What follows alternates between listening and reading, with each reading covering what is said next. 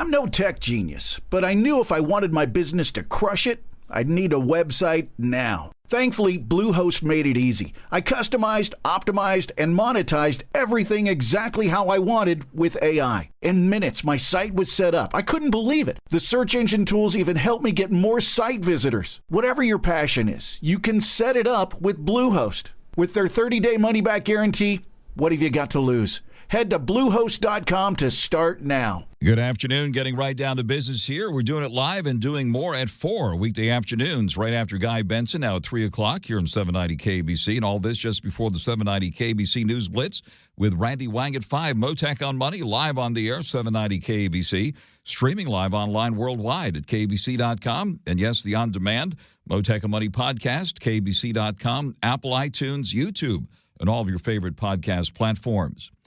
Stocks moving higher today, slightly higher. Investors taking in the latest signals from the Federal Reserve this week, while President Trump has indicated he will retain flexibility. That's the word, flexibility, when it comes to a reciprocal tariff plan that's set to kick in on April 2nd. A lot of concern about that in the business world. The Dow did come in for a closing gain of 32 points, bouncing around today. We're back to 41,985. The S&P 500 of 5 points at 5,667. And the NASDAQ gained nearly 100 points at 17,784.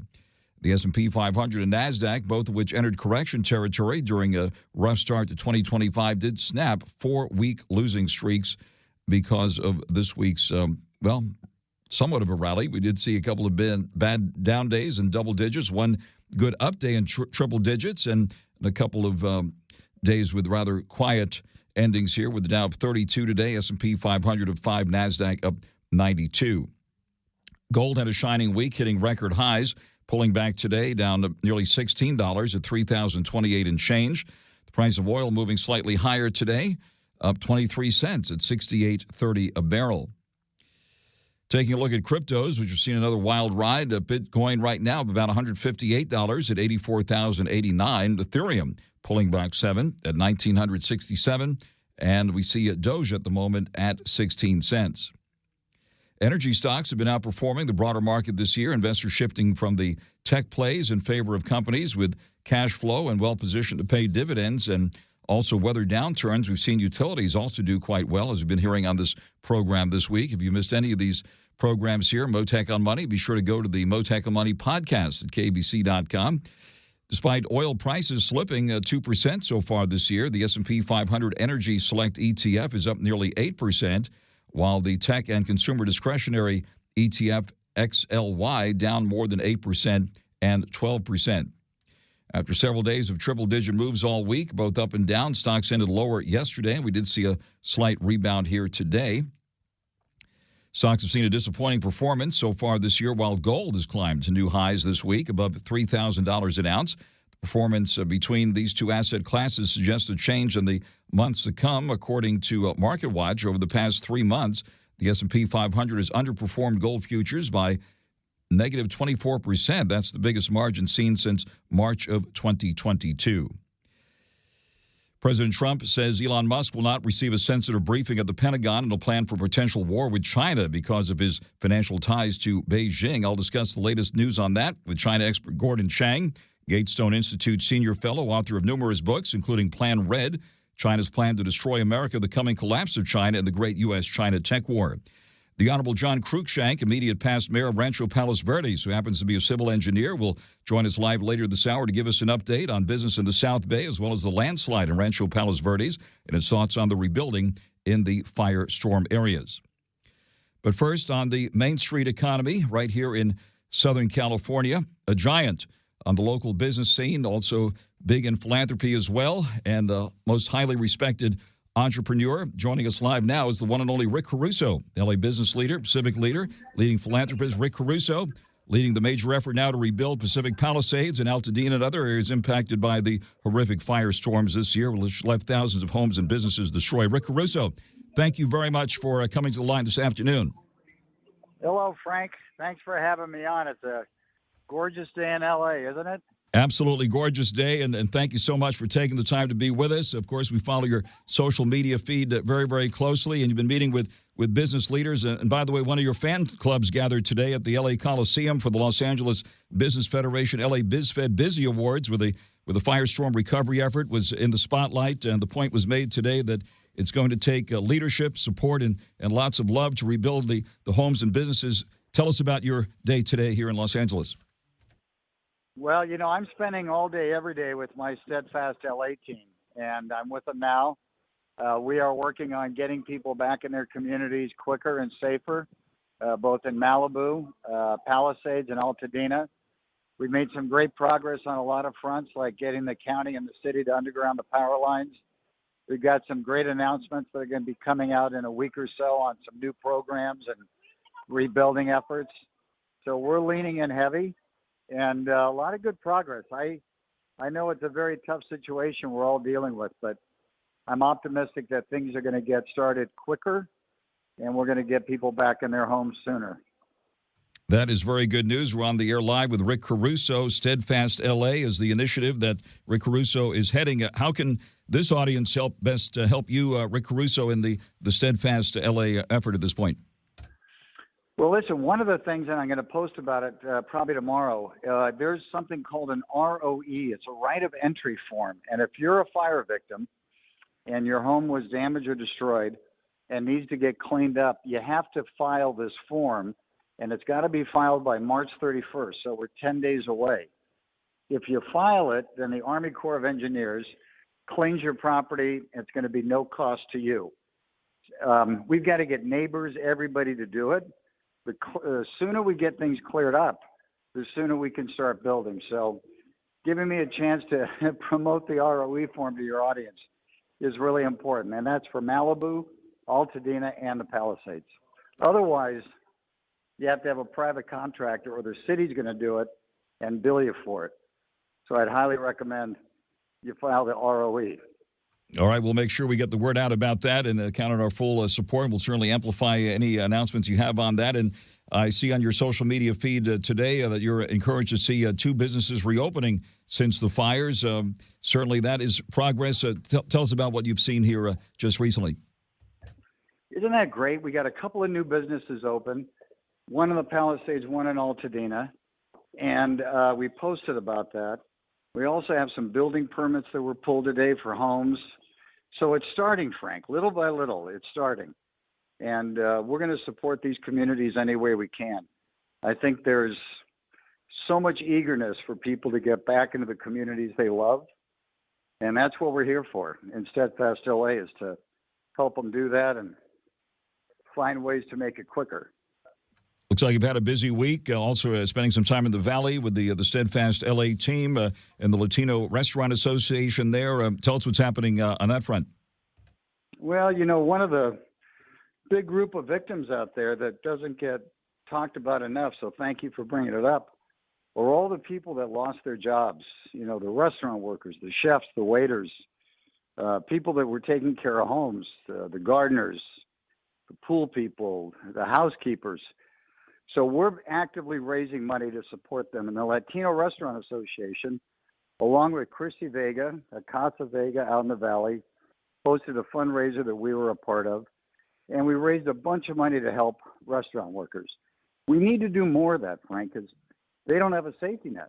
They're out there looking for jobs, and it's a tough time to be doing that. So I would encourage everybody, if you want to give money, go to Latino Restaurant Association, and they have a fund that's helping the restaurant workers. That is very, very important. And again, thank you also for appearing recently on the Just Help One radio show and podcast presented by the Union Rescue Mission. The unthinkable has happened here with all these homes destroyed.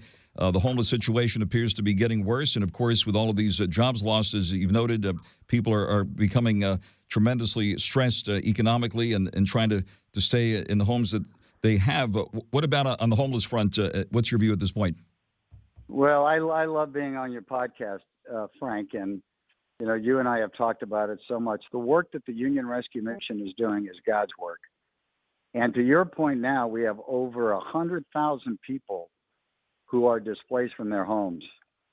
And so it's not only the homeless that have been on the street, it's people that could become homeless because of the fire in these regions. So that work is so critically important. And I know the Union Rescue Mission would love to have more support, financial support from people around our great city and county. But I worry about people, by the time they get them into their homes. Now, we have a program at Steadfast LA that we're doing with Samara, which makes production homes, where we're going to be giving away homes to those people who are the least able to get rebuilt, and giving away homes, these production homes, on their property, either in Altadena, the Palisades, or in Malibu. And if you go to steadfast.com, you can look at that program. We're taking applications now, and these are great production homes, and that will be done at no cost. So we're trying to find ways also to get people not only back in their community, but back in their community in a home, and especially for those who can't afford to build a new home or buy a home. God bless you for all that important work. And certainly in Altadena, it was heartbreaking to see those beautiful old homes destroyed there. And you'll be putting in those Samara homes at that location as well? Yes, definitely, because that's an area also, as you know, from an income standpoint, more moderate.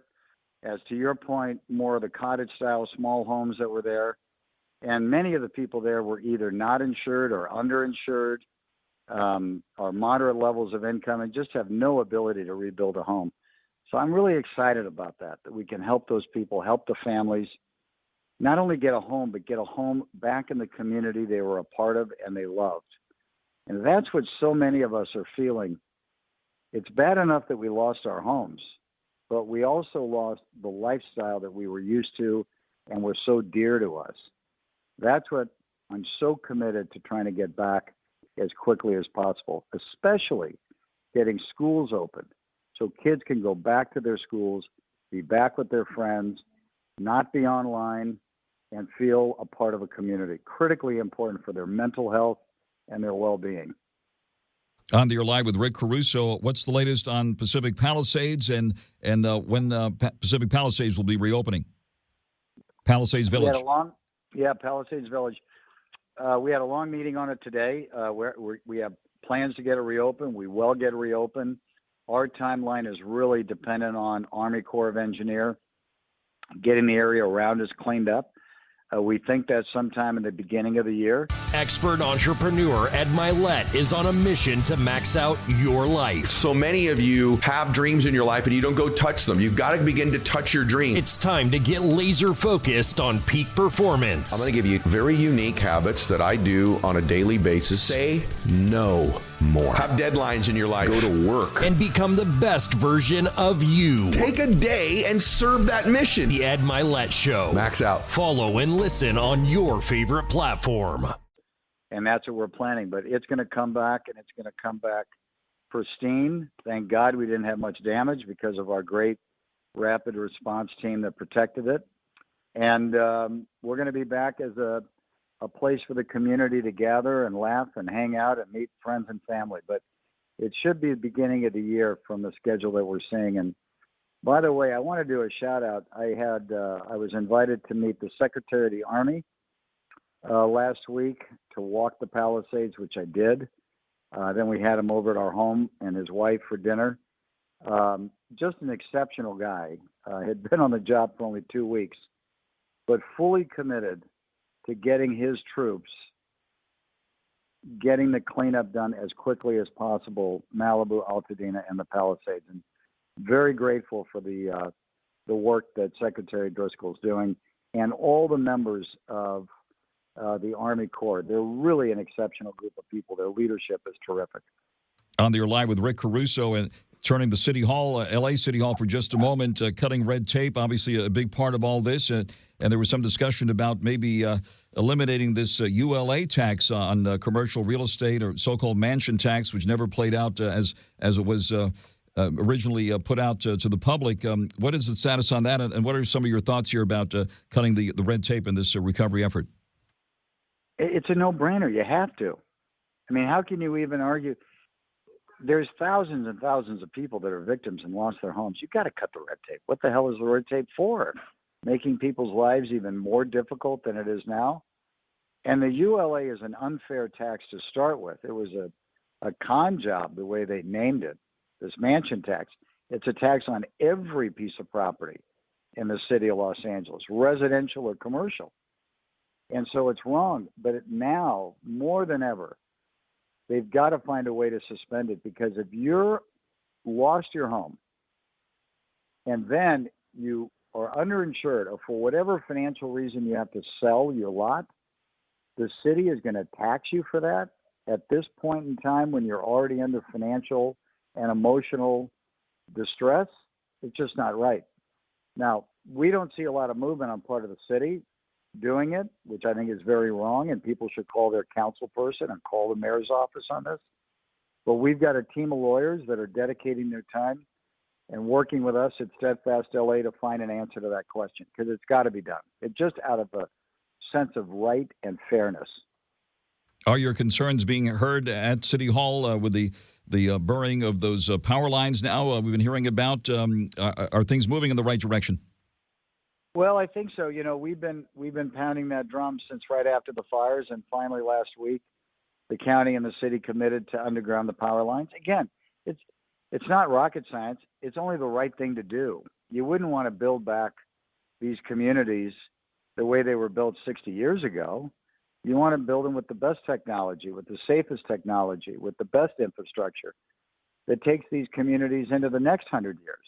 And they're both in fire-prone. All three are in fire-prone areas.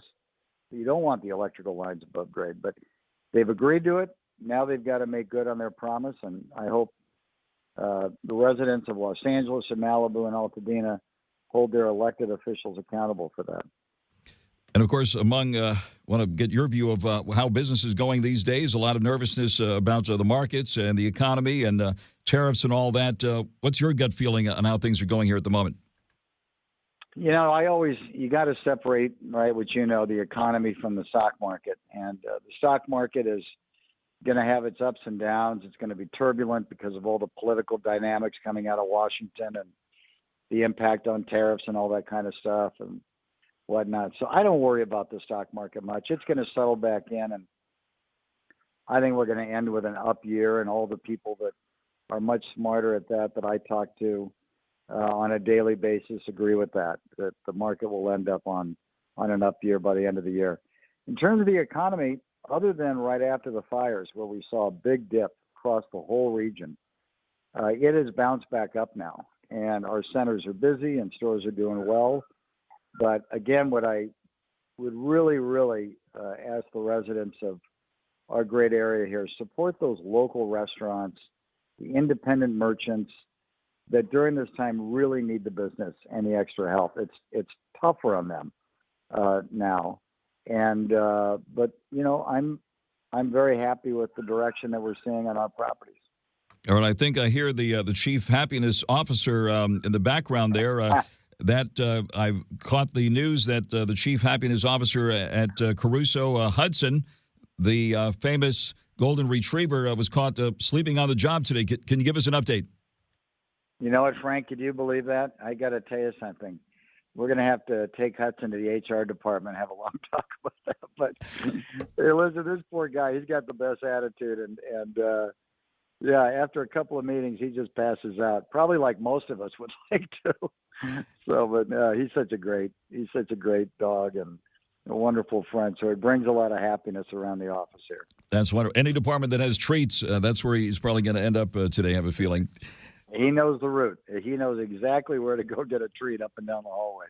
Rick CARUSO, we wish you a wonderful weekend, you and your family. God bless you all, and thank you so very, very much for that important update as always, and look forward to many more conversations here. And everyone should go to steadfastla.com for the very latest on the effort that Rick CARUSO is leading to rebuild the Los Angeles area following the firestorms of the Palisades, Altadena, and other areas that were hit by the firestorms that have impacted the entire region's economy. Rick CARUSO, thank you very much for joining us live here this afternoon. Thank you, Frank. LA loves you. So thank you for all you do. Love you. Thank you very much. Rick CARUSO live with us here on Mottek On Money, 790 KABC, and we will be back in just a moment and show you where the action was on Wall Street. But first, the latest on your ride this afternoon. Gorgeous afternoon here, 790 KBC. 790 KBC welcomes Herman's Hermits, starring Peter Noon, coming to the Canyon and Agoura Hills, coming up on April 4th. That's coming up fast. There he is. Tickets are on sale now at AXS.com. Right now, caller 9 wins at 1-888-790-5222. If you're caller 9, you get a pair of tickets to the show. Tickets furnished by The Canyon, where music meets the soul. Call now. Caller 9 wins 1-888-790-5222. Winning day for stocks today, and believe it or not, despite all of the volatility, we had a winning week for a couple of the averages, which dipped into correction territory recently. We did see the S&P 500 post a gain of 0.5% for the week, averting a fifth straight week of losses. The NASDAQ up 0.2% for the week, and the Dow posted a 1.2% gain. Today was also the quadruple witching day, which is when stock options, index futures, and all of that expires. Goldman Sachs estimating that more than nearly $5 trillion of notional options exposure would expire today. We did see another volatile session, with the major averages bouncing off their low points of the day after President Trump said there would be some flexibility. So flexibility was the word with tariffs, but he maintained that the tariffs implemented as the April 2nd deadline will be reciprocal as that April 2nd deadline approaches, saying all countries that have tariffs on U.S. goods will be charged reciprocal tariffs. The Dow coming in for a closing gain today of 32 points, the S&P 500 of 5, NASDAQ of 92. The volatility index slipping 3%. The price of gold kissing record highs this week, right now at $3,028.20 an ounce. Crude oil futures moving up slightly, up 23 cents at $68.30 a barrel. Taking a look at the cryptos now, we see Bitcoin up about 200 at 84,150. Ethereum pulling back 6 at 1,967. And Doge at the moment at 16 cents.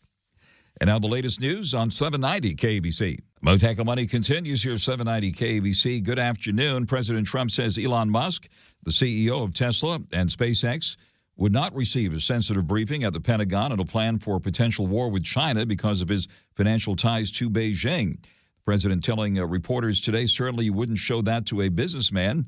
Elon has businesses in China. He continued, adding that showing him any war plans would be improper. President Trump had blasted the report that appeared in the New York Times about this. Headline, Pentagon set a briefing for Musk on potential war with China, calling it fake news, among other things.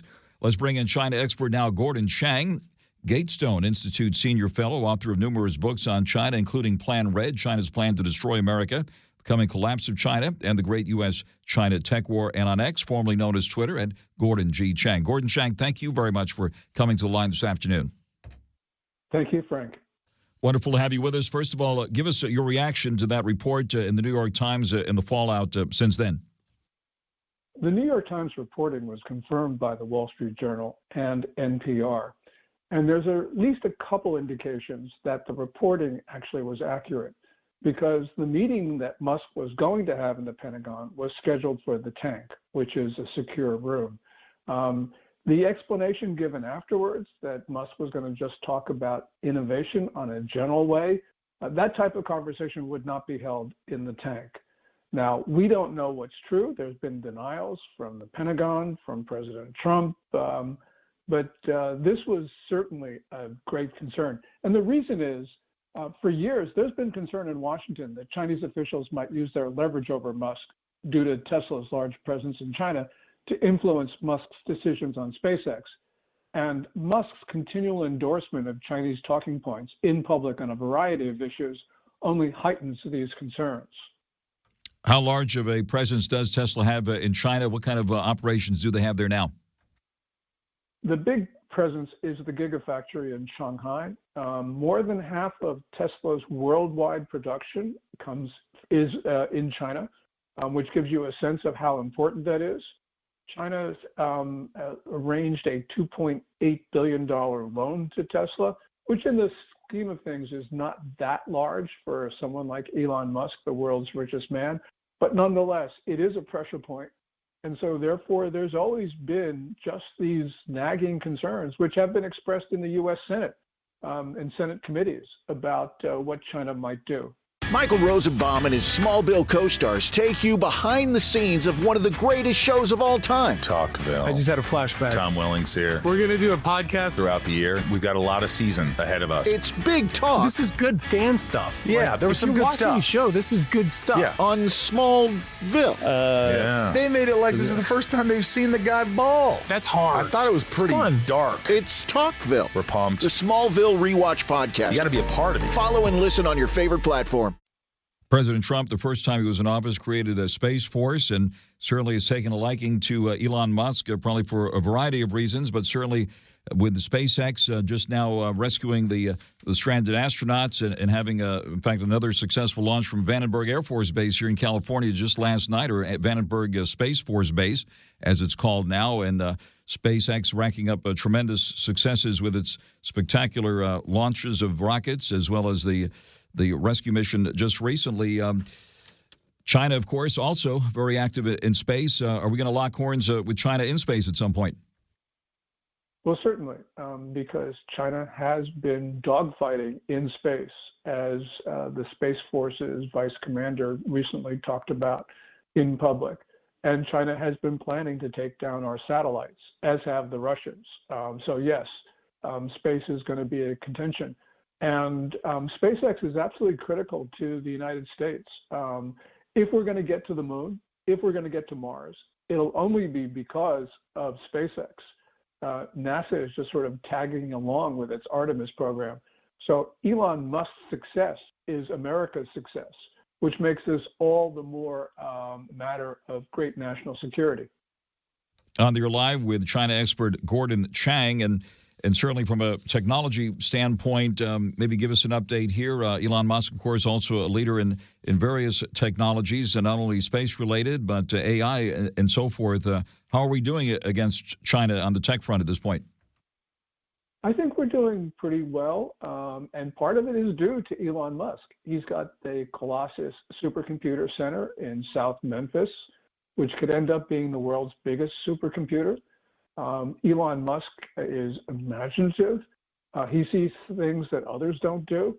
And here again, Elon Musk is critical to America's success in technology. So yes, the U.S. is doing okay. Now, of course, China has DeepSeek, but DeepSeek was publicized in a way which exaggerated DeepSeek's accomplishments, and the U.S. is just enormously creative. So I wouldn't worry too much about us. The race is going to be close. We should never be complacent. But we have not only Elon Musk, but we've got others who are leading the charge on artificial intelligence. On the Live with Gordon Chang, what about Taiwan and the recent military moves and some more saber rattling around Taiwan? Yeah, there's a lot of Chinese saber rattling, which is, I think, because they realize they can't at this point invade Taiwan. Part of it is they do have a lot of ships, they've got a lot of technology, but they've got a Chinese military which is in disarray. We are seeing these purges and counter purges at the top of the Chinese military. General Hu Weidong, the number 3, who was Xi Jinping's enforcer, has himself disappeared from public view for quite some time. People think that he was axed by Xi Jinping's enemies in the military. If that's indeed the case, the Chinese leader has lost control of the Chinese military, and that means there'd be no invasion of Taiwan, or at least China wouldn't start hostilities with an invasion of the main island of Taiwan. This has got to sort itself out. There's a lot we don't know, Frank, but we do see some very, very disturbing signs at the top of the Chinese military. So this reported meeting that you mentioned, the New York Times reported it first, and Wall Street Journal and other outlets reporting it. What about the timing of this reported meeting, and what do you think is the significance of this? I think the significance is that Elon Musk has become extremely powerful in the Trump administration, and he is able to do things which and have access to information which previously thought unthinkable. I mean, nobody in Elon Musk's situation, and very few people in the world, should have working knowledge of America's plans, operational plans in a war with China. The fewer people that know that, the better. And I can't think of a reason why somebody, even in Elon Musk's position, would want to or should have that access. The New York Times speculated that because Elon Musk is cutting the Pentagon, he has to know the Pentagon's plans. But he doesn't have to know the operation plans. He just has to have a general sense of what the United States needs. So this meeting, I think, was certainly a step too far. And I think Elon Musk is going to suffer because of it. On there live with Gordon Chang, and since you follow this very, very closely, what are your impressions of U.S.-China relations under the still relatively new Trump administration? Yeah, I wish I knew. There are so many different indications. In the beginning of the Trump administration, it looked like the president was going to go soft on China. Then about 2-3 weeks in, he pivoted and he's become much tougher on China. We don't know what's going to happen, but one thing that is important is that Trump this week did say that Xi Jinping was coming to Washington. And if indeed that's the case, and some people think it's going to be in June, this, of course, will be a turning point one way or the other. I don't think we should be giving a state visit to Xi Jinping because that would legitimize the Communist Party. And I think that would tend to be a victory for China on a propaganda basis, even if there were no agreements that came out of it. So I don't want Xi Jinping going to Washington, especially I don't want to see him have a state visit, which would not be in the interest of the United States. With so many moving parts, all the more reason to stay tuned and follow your feed there on X, formerly known as Twitter, at Gordon G. Chang. We've been speaking with China expert Gordon Chang, Gatestone Institute senior fellow, author of numerous books on China, including Plan Red, China's Plan to Destroy America, The Coming Collapse of China, and the Great U.S.-China Tech War. Gordon Chang, thank you very much for joining us live here this afternoon. Well, thank you, Frank. I really appreciate it. Thank you very much. Out to the freeways we go now on 790 KABC. Mottek On Money continues here, 790 KABC. Update for stocks and a rebound for the major averages to close out the week into positive territory. The Dow coming in for a closing gain of 32 points at 41,985. The S&P 500 of 5 points at 5,667. And the NASDAQ gained 92 points at 17,784. All the major averages moved slightly into positive territory for the week, and we did see an easing of volatility to close out the week. The VIX index, the so-called Wall Street Fear Index, the volatility index, pulled back 3%. Gold had a shining week this week, pulling back a bit today, down $16, just about to $3,028.20. Silver has been hovering above $34 an ounce, and crude oil futures also moving a bit higher on the latest Middle East moves and concerns there. We see oil up 23 cents at $68.30 a barrel. Crypto's another wild week, of course, as per usual. We see, let's bring up some of the crypto names here while we can. Right now, Bitcoin at the moment is hovering just above 84,000, up about 300 now at 84,193. Ethereum is pulling back 11 at 1,963, and Doge at the moment at 17 cents. Joining us live now, the Honorable John CRUIKSHANK, immediate past mayor of Rancho Palos Verdes, who happens to be a civil engineer, and covering what's happening with the landslide in Rancho Palos Verdes, as well as what's happening with the rebuilding efforts in the firestorm areas here in Southern California. Mayor CRUIKSHANK, thank you very much for joining us live here this afternoon. Yeah, thank you for having me, Frank. Wonderful to have you with us. And, of course, you're a business and civic leader here, and it was great seeing you at the Busy Awards today, organized by the Los Angeles Business Federation, LA BizFed. And give us your impressions, first of all, on what's happening on the business scene there in the South Bay. Well, certainly it was good to see you as well at the Coliseum today with many of the business leaders in Los Angeles. Of course, the fires and the rebuilding are on top of mind to all. And I know that many are focused on that. But I think also, of course, politically things have changed in the country. And so there is some uncertainty, but I do feel that there is some optimism too. Of course, we all certainly as entrepreneurs look for more free market conditions. And so I am hearing that many feel that some of those good times for business owners are on their way.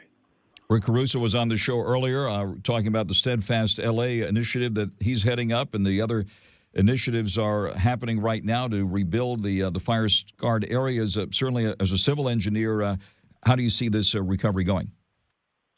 Well, I think that what some of the focus in terms of expediting permit processing and to get builders out there quicker than would be normal is the right approach. I know that this is a nonpartisan issue and that every level of government right now is focusing on those processes in terms of getting permits for those homes. I've heard a lot about self-certification where people that are already professionals, such as licensed architects, licensed civil engineers, can then certify that their buildings are meeting the codes and to expedite that permit processing. So I think there's many people that are trying to lead us in the right direction. On there live with the Honorable John CRUIKSHANK, immediate past mayor, Rancho Palos Verdes. Give us an update on what's happening there in Rancho Palos Verdes with that landslide there. And we've had many conversations over the past couple of years now. How did that area hold up in the recent storms? Well, as far as I've heard and seen, that things have been, there's no dramatic change in regard to the landslide area. Of course, after heavier rains, it does sometimes have a delay in terms of movement. But as we've talked about before, we've had some decent success with deep dewatering wells.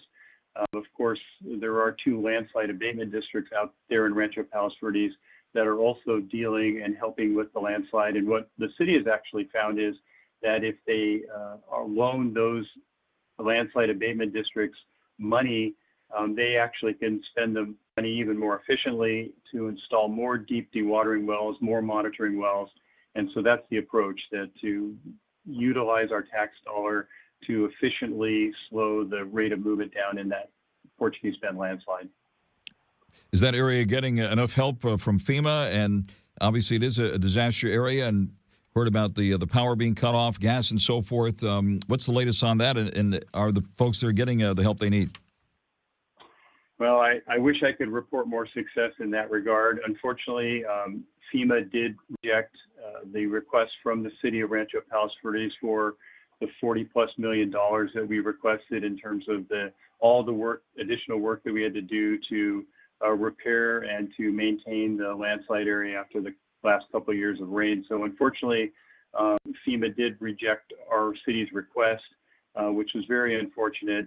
And then in regards to the utilities, of course, there are still homeowners in the landslide area that still do not have gas or electric power service. And that was cut off back in July, August of last year. So unfortunately, they're still on generators and other very inefficient means of having to bring power to their homes. So we're still hoping for some relief from Edison. I've seen Edison been advertising solar and batteries as options. They should be offering that to our residents, but I have not heard them offering that up to the residents of Rancho Palos Verdes yet. And briefly, what about the road on Palos Verdes Drive there, and the one that stretches there near Terranea and the Trump National Golf Course? What about all that? Right. So, of course, with the dewatering wells, that's slowed the rate of movement down, which means that we don't have to do as much work on that road, which, of course, moves with the entire 650 acres that is moving out there. The road is still consistently an issue, but the road does need to be maintained. It does.